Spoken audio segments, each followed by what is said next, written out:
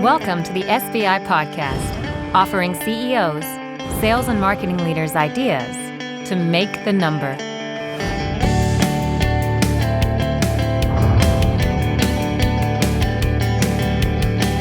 Welcome, SBI Podcast listeners and video podcast viewers. My name is Greg Alexander, and I am the CEO of SBI, a sales and marketing consulting firm dedicated to helping you make your number.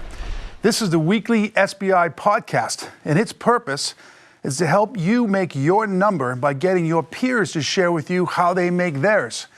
Today's guest is Bill Quinn, and he is the Chief Operating Officer of the global sales organization at Broadridge Financial Solutions, the leading provider of investor communications and technology solutions for wealth management, asset management, and capital market firms. The company employs about 7,400 people and does just under $3 billion per year in annual sales. Bill, welcome to the show. Thank you very much. Glad to be here. Okay, today we're going to ask Bill to help his peers set their companies up for success by discussing how to drive excellence in the sales enablement area. When this episode airs, it will be mid to late Q1 of 2016. And many of our listeners and viewers will be coming back from the sales kickoff event and will have turned their attention to the execution of the sales strategy. We're going to use a section of SBI's revenue growth methodology to guide our conversations, specifically Step 5, Sales Strategy Phase 11, which you can find on page 181 and 183. If you want to follow along at home, download a copy of our methodology at salesbenchmarkindex.com/2016-report. Okay, let's jump into it. So, Bill, my first question for you today is, what are the objectives of your sales enablement team? Sure. So the way we're set up is we define sales enablement as really everything that supports the sales organization and the frontline sales teams. And we have established a process where we have really 3 centers of excellence within the sales strategy and operations group, which is what I run. That's really made up of sales support, enablement, and effectiveness, which is the direct support of the day-to-day sales process, sales reporting and analytics, and sales learning and development. Those are our 3 centers of excellence. And within sales enablement, our focus is really how to streamline and support the sales activity for the frontline sales rep. And that really revolves around everything from content development and delivery, direct in-sales support, business case analysis, standard operating procedure and process improvement around large deal management, contract management, project management, business case development, and overall sales planning at the account level when it comes to sales account profiling. So that's really our primary focus within the direct sales enablement area. Fantastic. I love the concept of this center of excellence, and you were able to articulate 3 centers of excellence. And, that's a great framework to use. And I would encourage our listeners and viewers to ask yourself the question, if somebody asked me on a television show or a podcast like this one, what's the objective of my sales enablement team? Would I have that crisp of an answer? And sometimes if you can't articulate what your primary mandate is, then the sales enablement function can get awful hazy, and it's not clear as to what the mandate is. All right, let me move to my next question. So, where does sales enablement live inside of your organization, and who owns it? So it lives directly within my group, and again, my group is Global Sales Strategy and Operations, and that's a shared function across all of the selling segments and business units that supports all frontline sales, account management, and product specialist functions that are touching clients directly. We've populated that group. I've built my team with a cross-section of people who have analytical skills, but also who've actually carried a bag, who've done sales and sales management, who bring a specific perspective on how to deal with clients, how to touch clients, what type of content is needed, what kind of type of process is needed to streamline and facilitate the process. So, we're really focused on having people who've walked the walk and talked the talk, and not just having a bunch of junior level sales analysts sort of, trying to assist a large or complex sales process who may not necessarily have experienced it themselves. Yeah. So I understand that it sits in your organization, which is great, and I love the level of importance your company has placed on the concept by giving you a title like Chief Operating Officer, and that signifies to the entire company how important this function is. But my question in terms of where it sits, sometimes our clients and people that watch and listen to this show that even aren't our clients haven't invested yet in a centralized sales enablement or sales ops organization. And when I advocate that they should, and that it should be a shared service and staff it with highly experienced people like you just talked about, there's some pushback there. And where the pushback comes from is who's going to pay for it, especially in a big company like yours. You have 7,400 people roughly, and in an organization that's set up by business unit. So you would have general managers of business units, I'm assuming, that run independent P&Ls of one another that roll up into the big company objective. Did I articulate your organizational model correctly? That's absolutely correct. Right. So then you're a shared function that goes across business unit, right, which elevates the need for cross-functional capability quite a bit. But you're also a cost that gets charged back to those business unit leaders. So sometimes that is what stops the creation of sales enablement as a shared function dead in its tracks, is that chargeback, if you will. So how have you been able to overcome that? Yeah, one of the things that I'm trying to do is exactly what you're describing, is changing the mindset around that, because the way we look at it is the sales enablement function as a shared service, just like the sales organizations are. You've described it pretty accurately. We have business units that manage P&Ls. Our sales organization is a shared service that cuts across the business units and sells the relative products and services into the vertical market segments that they cover. And like that shared service model for sales, the sales enablement and sales strategy and operations group is set up the exact same way. And what we're trying to do is provide the metric around productivity gain.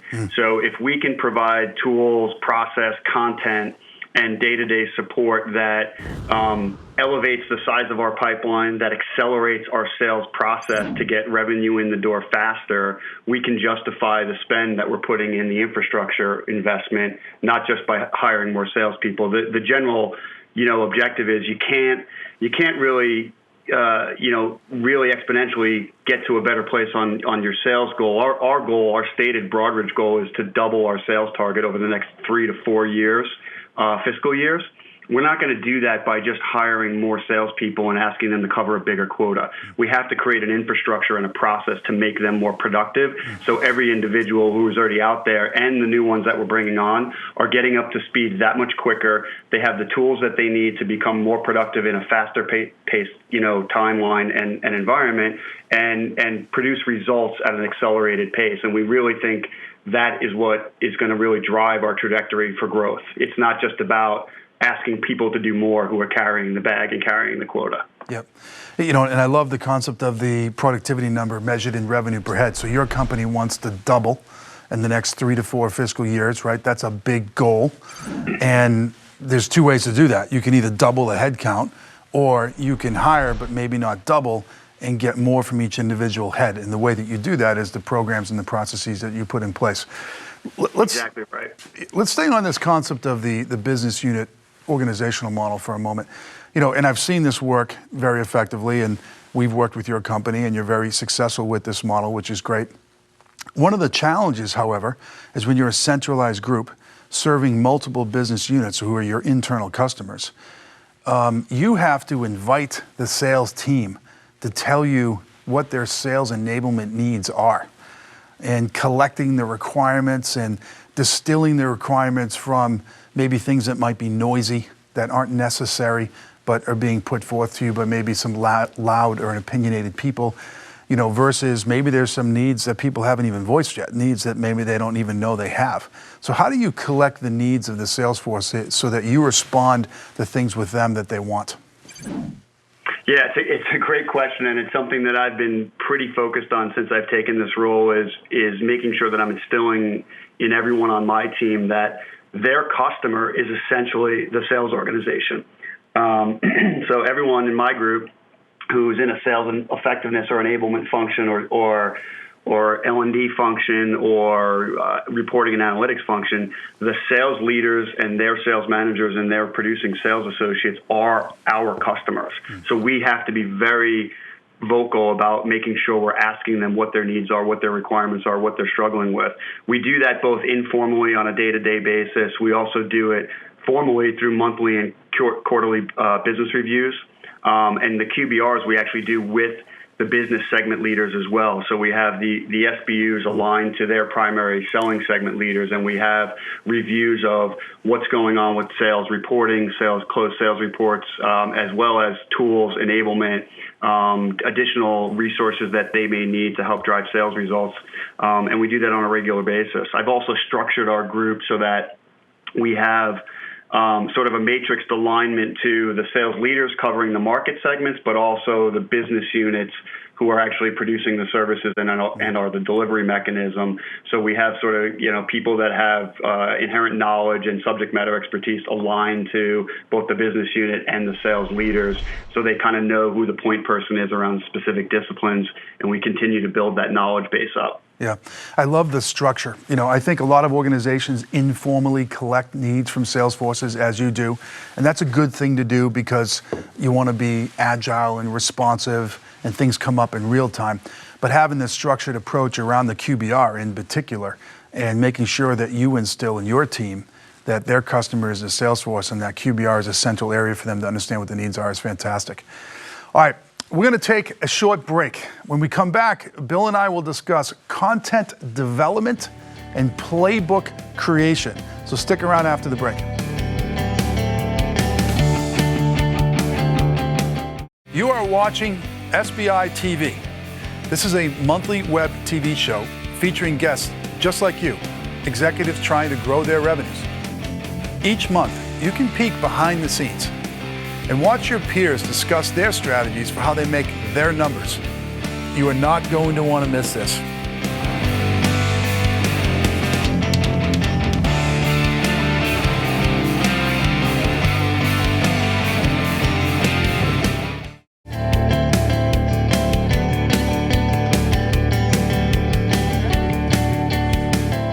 Welcome back. My name is Greg Alexander, and I'm the CEO of SBI. And my guest today is Bill Quinn, the Chief Operating Officer for the global sales force of Broadridge Financial Solutions. Today we are discussing the execution and executing of a sales enablement strategy. We're using SBI's revenue growth methodology to do it, specifically pages 181 to 183 if you're following along at home. Before the break, Bill shared with us the objectives of his sales enablement team, where sales enablement sits inside his company, and how he collects the needs of the sales force. During this segment, we're going to hear from Bill how he creates sales enablement content and the creation of sales playbooks, plus a few other items I'm going to be sure to throw in here. So Bill, let me come back to you and let me ask the question, which is something I get asked all the time, which is how does your team develop sales enablement content? Yeah, so I think it happens in a couple of different ways. There's a bit of an informal process, and then there's a formal process. So we have a full support team, what we call sales analysts, that are predominantly responsible for supporting in-sales activity with the direct frontline sellers, and a big part of their job responsibility is content development, specific client-facing content development. We're obviously a B2B sales organization. We're dealing directly with large institutional financial clients, and a lot of the content that we develop is very customized to the client engagement based on their business objectives, their strategies, what we're trying to solution with them. And we have a team that specifically focuses on the development of content for the direct one-to-one client engagement level. But we also have a very formal process with marketing where we've developed program management process and guidelines around how we're going to develop specific market-facing content aligned to Broadridge's corporate strategies. Our corporate strategies may be things around digitization, mutualization of cost, data management and big data. We create very focused content around those themes around our corporate strategy, and then we create what we call programs or campaigns around those, and we push that into the sales organization on how to use it, how to target the right market segment within their book of business for that particular level of content, and then we track a lot of that stuff through Salesforce to understand how is this content being used, is it garnering the right conversations, is it creating leads, are those leads then translating into pipeline, and then obviously we can track how that's flowing through to potential revenue. Yeah, fantastic. The thing that I love that I heard in your answer there was this collaborative relationship that you have with marketing. So content creation is a must. I mean, that's something you have to be good at to do sales enablement well. And it's content creation, there's like a never-ending desire for more and more content, and having the internal capability to be a production house to produce this content is key, and sometimes those resources sit in marketing, which is great. All right, let me move on to my next question. So now you have this content. How do you package the content into sales playbooks and then distribute them to the team? Do you believe in sales playbooks? Do you have a formal sales playbook, or is it informal? What's your opinion on that? We do believe in sales playbooks, and we have them. We create them around specific initiatives or offerings or solutions where we think we have something unique in the marketplace that's differentiated, where we have a really good story to tell. We will create a sales playbook methodology around that, which is essentially sort of the roadmap for the salesperson to be able to go out and talk to the offering, but also understand what the business driver is in the marketplace. It could be a potential regulatory change. It could be dynamics in a specific client base. We kind of educate them on the background, the driver, and then how to drive the conversation and how to lead that to what Broadridge's solution is. So we do that. We do that a lot around specific product solutions and specific initiatives that are going on. We're doing one right now around the utility approach to back office clearance and settlement processing and sort of the mutualization of cost and what that means in the marketplace for large tier one banks. And we think there's a really good story that Broadridge has around that. And we've created a whole playbook process, again, using this program management approach to manage, how to get it out to the Salesforce and then measure what's going on with it. We sort of think about things based on the level of content and the type of playbook that we're creating and the complexity of the offering. We will do formal sort of training where we'll get the salespeople in a room and we'll walk them through the content and explain the industry dynamics and the background, the target market, what we think the market potential is, and then the actual content that they will use with the client interaction. Sometimes it's just a simple communication, a broadcast communication. We do that through Chatter in Salesforce and or through email. And then sometimes it's just a distribution mechanism where we have the ability for them to link to the content if it's something more transactional or tactical at the product level. So we kind of follow a bunch of different methodologies depending on what we're talking about. Okay. So let's talk about communicating to the Salesforce. So let's say you have a series of sales enablement initiatives. Okay, and you've mentioned the term program management several times, which something tells me you have a schedule or a project plan that says, we're going to market with these things. And when I say sales enablement initiatives, it could be big things like maybe rolling out a new sales methodology. It could be small things like maybe you've developed a new play that you want to run for a particular product offering. And it's an easy play to execute. Maybe put a spiff behind it, et cetera. There's all of these things that are happening. Well, salespeople who are your customers are very busy, and they're easily distracted, and they're suffering from information overload. So how do you communicate these sales initiatives to the sales team so that they don't ignore them? Yeah, it's a great question, and it's one of the things that we continue to sort of refine and work through. One of the things we've done recently with marketing as well, again, collaboration with marketing, is creating a calendar, a fiscal year-based calendar that we push out to the Salesforce so they can have on one page a snapshot of here's the things that we're going to be creating messaging and content and sales playbooks potentially around based on, again, industry-related events or based on where Broadridge is developing new services or developing a new solution set that we think has unique capabilities or unique differentiation for a specific market. And we have a calendar that shows when that stuff is going to be launched into the marketplace, and then when they should expect to get either training or communication on it, when the content will be available to them, who the target market is, because that's one of the things, Greg, to your point, that our sales folks complained about early on.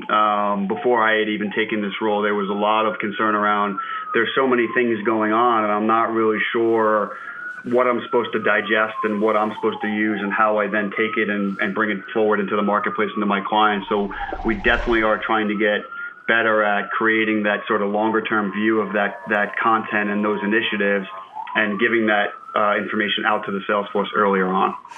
You know, I know you're calling me from New York City, and I can hear all the sirens in the background. If you need to jump out of the building, let me know. Sorry about that. That's okay, no problem. You're probably looking out the window saying, come on, really? That's usually a bit of, I don't even hear it anymore because it's such a frequent sound around here. Yeah. All right, my last question in this segment, right before we're going to take another quick break, is technology. So what technologies do you use, if any, that have made the execution of the sales enablement strategy easier?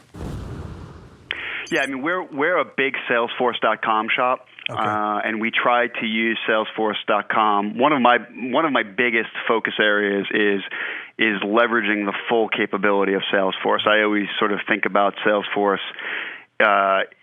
It's only as good as how much you adopt it and how much you get people to live and breathe within the system. And we are trying to make concerted efforts to improve the adoption level and improve the overall capability of what people are doing in the system.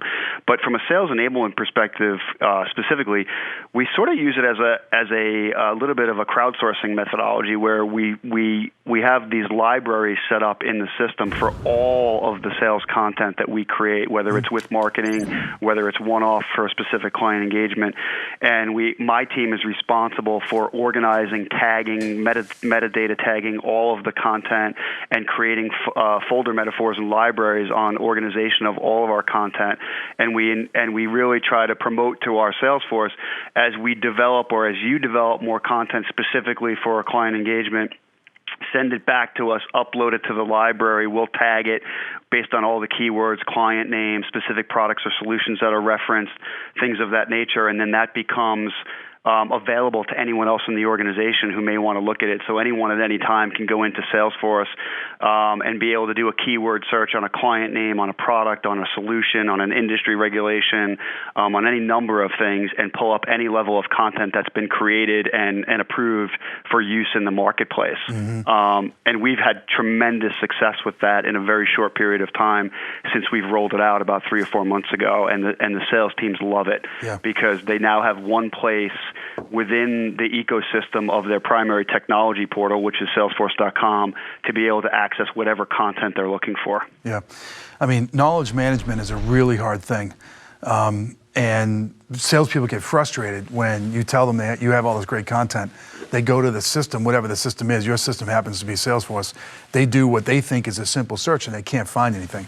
The reason why they can't find anything is because they're not using metadata and they're not using tagging. Or if they are, the tagging taxonomy, if you will, for lack of a better term, is highly decentralized, not organized, not controlled, and then one day you wake up and you've got a system polluted with all kinds of stuff that's not very useful. So I love the concept of, you have, quote, data stewardship, if you will. Your team owns it. They send it to you. You manage the metadata. You manage the tagging. And that's what allows for this search functionality, which is great. Yeah, and the thing that's great about it is we've really instilled in the Salesforce, it's as powerful as you yourself want to make it. Right. So the more content that gets developed and the more content you send back to us and we logically organize and tag and then upload to the library, the more powerful this thing becomes. Yep. And people have really bought into that. We used to joke around. There used to be, several years ago, if you wanted to get a specific presentation on a specific product, you'd sort of, as a salesperson sitting out on the floor, you'd pop your head up out of your cube and say, who's got the latest and greatest on XYZ product? And you'd ask someone to go find it on their laptop and send it to you. And it's amazing how far we've come since those days by doing stuff like this. No question. You got to give to get, right? So the system is powerful if you contribute to it. All right, we're going to take another short break. When we return, we're going to shift our focus a bit, and we're going to focus on driving adoption, reinforcement, and measurement. So come back after the break.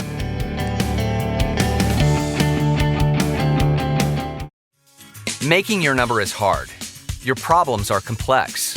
Complex problems need complex solutions. Introducing the SBI Magazine. Read in-depth stories written by award-winning journalists about how your peers have overcome their problems to make the numbers. When you need more than a tweet, social post, or blog article, turn to the SBI Magazine. Go to salesbenchmarkindex.com to subscribe.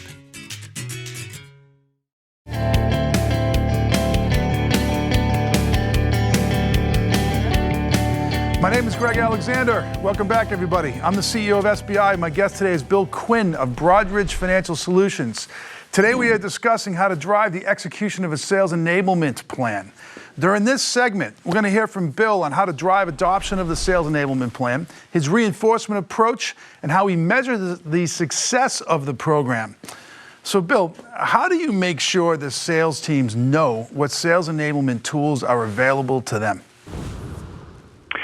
In my mind, it's all about constant communication. Like we talked about earlier, it's both informal day-to-day communication in understanding the needs of the individual sales segment leaders, sales managers, and their associates, as well as formal process where you meet on a monthly basis or you do a quarterly business review with segment leaders and business unit owners to really understand, is the stuff that's being created usable? Is it meeting your needs? What else should we be doing? How else should we be refining it?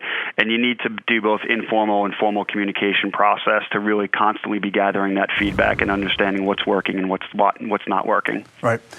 So I want to go to adoption of the sales enablement program, which you mentioned you drive it through constant communication. I also want to talk about the reinforcement of it. So those are my next two questions really is how do you drive adoption and how do you reinforce it? But specifically, I want you to talk about the role of the frontline sales manager here, right? So you're a shared service, you give them the tools. How do you make sure that all of this is being used? Yeah, I mean, listen, one of the things that you mentioned earlier, which I think is a critically important concept, is you have to give to get. So one of the things I try to do with the sales managers when we're trying to increase adoption of anything that we're producing and or even, usability of systems, CRM systems like Salesforce, it's always about understanding what is your workflow today, how are you using it, and then let me understand how to make it easier. And if I ask you to do something slightly different, I know that sometimes there is some pushback on that. But what I'd like to understand is what can I take away from you? What could I take off your plate, or how could I improve certain aspects of this? So I may ask you to do something else, but I'm going to make it easier for you in some other way, with the collective goal and mutual agreement between both the sales managers, the sales leaders, and my group that we're all trying to achieve the same objective. So I'm a big believer in that concept of you have to give to get, and we do that a lot. The Broadforce libraries, like we talked about, the Salesforce libraries, it's all about, listen, we're going to ask you to give us information back, but what we're going to give you in return is a much easier and streamlined workflow to access what you need, when you need it, and how you need it, so you can save time in your sales process. Yep. Okay. And to me, that really helps the adoption. If you're communicating that and you're working together to figure those things out in the best way, that's, to me, the best way to improve and optimize the adoption of anything you're trying to do. Yep. Yeah, so, okay, I understand that give to get concept, and in that case, sometimes give to get in a bi-directional way, right? So you're delivering something to them, and in exchange, they're going to use it because of the promised benefit. All right, next question, actually, I'm going to combine two questions here and that is measurement. So you've got this organization, it's a big investment. We talked earlier about your company's trying to double in size in the next 3 to 4 fiscal years. Revenue per head is kind of the macro measurement. How else do you measure the success of the sales enablement program? Yeah, I think it's about productivity gains. So what we're trying to do is really look at some data around how much incremental activity are we creating at the individual level. So instead of just looking at lagging indicators, which is really where am I on closed sales versus my plan, which has been the historical sort of way that this organization has looked at measuring sales performance or sales success, what I'm trying to do is sort of say, okay, we need to look at more leading indicators. How much sales activity are you creating, and is the sales activity a result of the tools and the enablement that we're creating for you? So you'll be able to get in front of more clients, create create more pipeline, originate more deals that's supporting your ability to deliver to your number, and then that will ultimately lead to the lagging indicator of hitting our target. So we're putting some KPI and some analytics in on being able to track that activity, and that's another example of where we're asking the salespeople, hey, we need you to log what you're doing in all of your activity day to day with your accounts. And by the way, to make that easier for you, we're going to streamline the user interface in the system so you can kind of live and breathe within Salesforce, log everything that you're doing, make it a real productivity tool for yourself. But by the way, that'll enable us to get data out of the back end to really see how much more productivity and activity we're accelerating by building more pipeline to support the sales process. Yeah. Something I would offer the audience here as it relates to measuring sales enablement is think of your metric pyramid. So at the bottom of the pyramid, if you will, is lagging indicators, things like revenue per head. In the middle of the pyramid is leading indicators, things that Bill mentioned, things like pipeline creation, maybe sales call activity. And at the very top of the pyramid is behavioral indicators. Behavioral indicators are, has the behavior that we wanted to change actually taken root?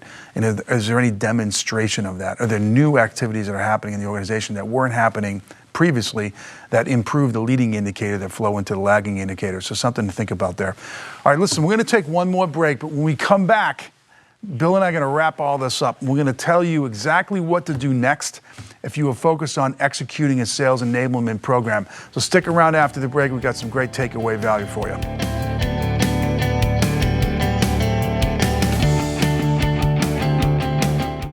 Do you have too many things to do and not enough time to do them? Is finding time to learn best practices almost impossible? The SBI podcast is your solution.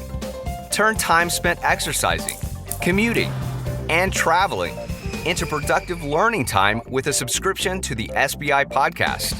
SBI podcast listeners get unique insight into real-world sales and marketing issues through interviews with your industry peers every week.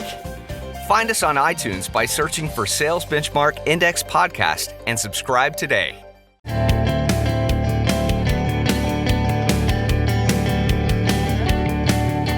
Welcome back, everyone. Bill, I would like you to conclude our time together with some practical advice. So let me ask you one final question that would allow you to summarize your thoughts. So here it is.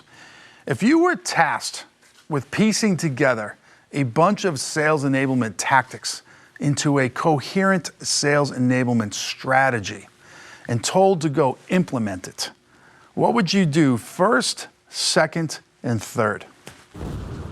Sure. I think it's pretty simple, actually. When I think about it, it's sort of the methodology that I followed. The first number one thing I think for anyone thinking about this, and it really applies to sort of any business objective, is understand who your customers are. Understand the sales segments, what products and services they're selling, how they sell, what their typical workflow is, and ask the questions about what their needs are and what they're trying to solve for to help them be more productive. That's first and foremost. If you don't understand that, you don't understand who your customer is and how they work, you're not going to be able to solve anything.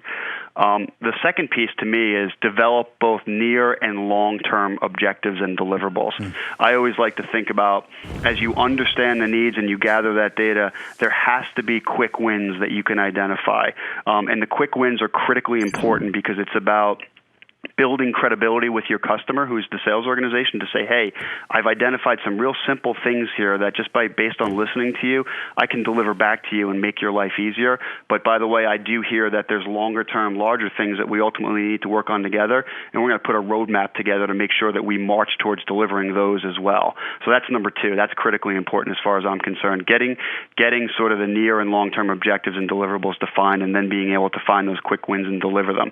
And then the third is monitoring progress along the way. Monitor what you're doing. It's the age-old adage. Say what you're going to do what you're going to say, and then repeat what you just did to make sure that you're monitoring it and you are true to your word. So monitor your progress along the way. Ask for the feedback along the way. You may have set an objective based on the feedback you heard early. Things change and skew along the way, and sometimes that stuff gets off track. Ask for that feedback. Make sure you're able to get it back on track, and then monitor the success, and then monitor the sort of overall efficacy and effectiveness of the program through the measurements we talked about earlier.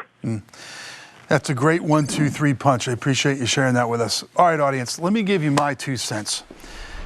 If you are like most sales teams, you think you have a sales enablement strategy, but you do not. What you really have is a series of tactics masquerading as a strategy. This causes all kinds of execution issues, and sales enablement becomes a discipline that is fractured across sales, marketing, sprinkle in a little learning and development, maybe a little from HR, let's go bug product marketing, and it's this incoherent series of tactics. The goal of a sales enablement program is to increase the revenue per sales head. Everything else is noise. And this goal cannot get accomplished unless you address these issues. And this is why you care about developing and executing a sales enablement strategy. Hopefully, Bill's example today will help you get started in the right direction. However, if you're looking for a little bit more how-to advice and you want to do a deeper dive, here's 2 resources for you. Get a copy of this year's research report called How to Make Your Number in 2016. You can find it at salesbenchmarkindex.com. Turn to pages 181 and 183, which is what we use today, and put yourself through these exercises. After you do that, go back and listen to Bill's comments again, and you should be off and running.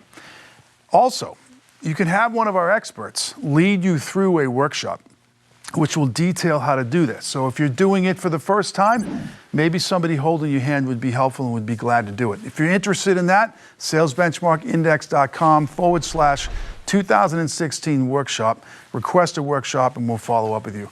Bill, I really want to thank you for being on the show today. You really got your act together and you articulated the points very well. So thanks a bunch for being on the show.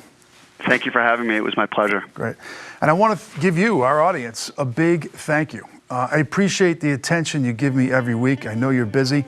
Our show is doing extremely well. I want to give a personal shout out to Brian White, who lives in Silicon Valley, who told me this week that every Monday morning he rides shotgun with the Greg Alexander podcast for 45 minutes. So, Brian, big shout out to you and thanks for tuning in. I wish you much success as you try to make your number, and we look forward to seeing you on the next show. This has been the SBI Podcast. For more information on SBI services, case studies, the SBI team and how we work, or to subscribe to our other offerings, please visit us at salesbenchmarkindex.com.